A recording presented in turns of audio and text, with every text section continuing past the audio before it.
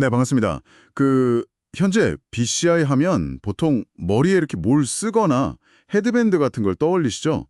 아니면 아예 수술이 필요한 그런 침습적인 방식도 있고요. 당연히 뭐 일상에서 쓰기엔 좀 불편하고 감염 위험 같은 문제도 있었어요. 맞아요. 매일 머리에 뭘 쓰고 다니긴 좀 그렇죠. 네, 그래서 연구자들이 주목한 부위가 바로 귀입니다. 비교적 착용이 간편하면서도 뇌 신호를 측정하기에 유리한 위치거든요. 이 스파이럴 E는 바로 이 귀를 활용한 아주 새로운 접근법인 셈이죠.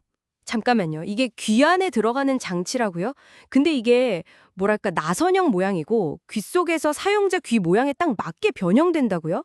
사람마다 귀 모양이 엄청 다르잖아요. 네, 그렇죠. 그게 어떻게 가능한 거죠? 소재가 아주 특별한가 보네요. 맞습니다. 핵심 기술 중 하나가 바로 그 형상기억 폴리머라는 특수 소재예요. 처음엔 작게 압축된 상태로 귀 속에 부드럽게 넣으면요. 전기로 살짝 열을 가해줍니다. 아, 열을요? 네. 그럼 이 소재가 말랑말랑해지면서 각자 다른 복잡한 귓구멍 모양에 맞춰서 스스로 팽창하고 변형되는 거죠. 그러다가 이제 체온 정도가 되면 다시 단단하게 굳어서 귀에 착 달라붙게 됩니다. 와, 열로 부드럽게 만들어서 넣고 빼니까 그 마찰이나 통증 걱정은 확실히 덜겠네요. 기존 이어폰형 장치들의 단점을 해결한 거군요. 그렇죠. 바로 그 맞춤형 밀착 그리고 편안함. 이게 핵심입니다. 기존 방식의 가장 큰 단점이었던 귓속 마찰이나 불편함을 크게 줄인 거죠. 그러면서도 안정적으로 뇌활동 전기신호, 즉 뇌파 EEG를 측정할 수 있도록 단단히 고정되는 거고요. 근데 여기서 정말 재밌는 점은요. 이 장치가 속이 비어있는 중공 구조라는 거예요. 속이 비어 있다고요? 아, 그럼 장치를 끼고 있어도 외부 소리를 그대로 들을 수 있다는 건가요? 보통 귀에 뭘 끼면 좀 답답하고 소리가 잘 안 들리잖아요. 이건 정말 큰 차이인데요. 정확합니다.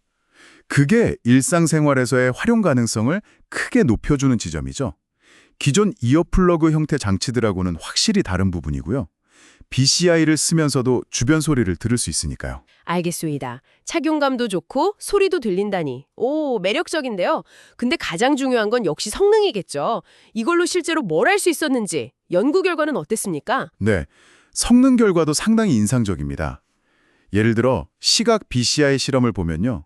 참가자들이 컴퓨터 화면에 있는 여러 글자 타겟 중 하나를 그냥 응시하는 것만으로 네, 쳐다보는 것만으로요? 네, THU, Annual, BCI 같은 단어를 실제로 타이핑하는 데 성공했어요.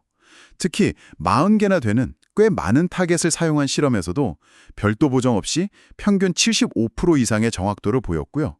정보 전송률, ITR도 주목할 만합니다. 정보 전송률 ITR이요? 그게 정확히 뭔가요? 높다는 건 좋은 의미 같은데. 쉽게 말해서 1분 동안 이 장치를 통해서 얼마나 많은 유용한 정보, 그러니까 사용자의 의도가 전달될 수 있는지를 나타내는 수치인데요. 분당량 37비트를 기록했는데 이게 지금까지 보고된 귀 착용형, 즉 이니얼 EEG 연구 중에서는 가장 높은 수치입니다. 와, 분당 37비트? 네. 이 정도 속도면 기존의 귀 장착형 기기들로는 좀 상상하기 어려웠던 더 부드러운 실시간 제어나 소통이 가능해질 수 있다는 뜻이죠. 오, 실시간 제어까지 가능할 정도군요. 정말 대단한데요. 또 다른 흥미로운 발견은 없었나요? 신호 자체에서도 좀 재미있는 점이 발견됐어요. 보통 시각 관련 뇌 신호는 머리 뒤쪽 후두엽에서 주로 측정되는 기본 주파수가 중요하거든요. 그런데 이 스파이럴 E로 귀에서 측정한 신호에서는 2차 고조파, 하모닉스 성분이 더 강하게 나타났습니다. 2차 고조파요? 그게 뭐죠? 마치 악기 소리가 기본음 외에 배음을 갖는 것처럼 뇌 신호에도 이런 다른 주파수 성분들이 있다는 건데요. 이게 귀 근처에서 더 강하게 잡힌다는 건 어쩌면 뇌 신호가 공간적으로 어떻게 다르게 분포하고 전달되는지에 대한 새로운 단서를 줄 수 있다는 거죠. 아, 그게 귀에서 더 강하게 잡힌다는 게 왜 중요할까요? 그건 어쩌면 미래에는 머리 뒤쪽에 복잡하게 센서를 붙이지 않고도 귀처럼 훨씬 간편한 위치에서 어쩌면 더 유용한 뇌신호 정보를 얻을 수 있다는 가능성을 보여주기 때문이에요. 장치를 훨씬 더 눈에 띄지 않고 편하게 만들 수 있다는 거죠. 아하, 그렇군요. 네.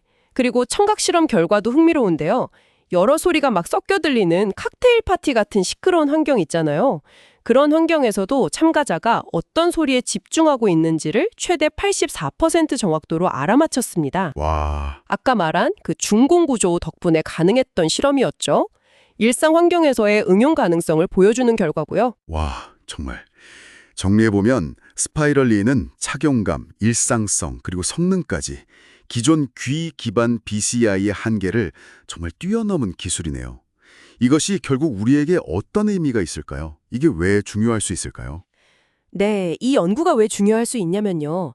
단순히 신기한 기술을 넘어서 언젠가 이 기술이 더 발전하면 뭐랄까 생각만으로 소통을 돕는 보조기기나 아니면 스트레스나 집중력 같은 건강 상태를 모니터링하는 도구 혹은 우리가 스마트폰이나 컴퓨터와 상호작용하는 방식 자체를 완전히 바꿀 수도 있기 때문입니다. 귀에 작은 장치 하나 꽂는 것만으로요? 네, 바로 그거죠. 정말 SF 영화 같은 미래가 현실로 다가오는 느낌인데요. 하지만 이런 연구가 실제 우리 일상에서 쓰이는 기기가 되려면 아직 넘어야 할 과제들도 많겠죠. 물론입니다. 당연히 그렇죠. 예를 들어 아주 오랜 시간 착용해도 정말 안전하고 편안할지, 배터리 문제는 어떻게 해결할지 같은 기술적인 부분도 있고요. 또 한편으로는 뇌 활동 정보를 계속 들여다본다는 것에 대한 사회적 또 윤리적 고민도 분명히 필요할 겁니다. 이런 점들을 잘 고려하면서 기술이 발전해야겠죠? 네, 그렇겠네요. 자, 그렇다면 청취자분들께 한번 여쭤보고 싶네요. 이 스파이럴리 같은 기술이 정말 우리의 일상적인 기기가 되려면 어떤 점들이 가장 중요하게 고려되어야 할까요? 장시간 착용 시의 안정성일까요? 아니면 전원 공급 문제, 혹은 이런 뇌활동 모니터링에 대한 윤리적인 고민일까요? 여러분은 어떻게 생각하시나요?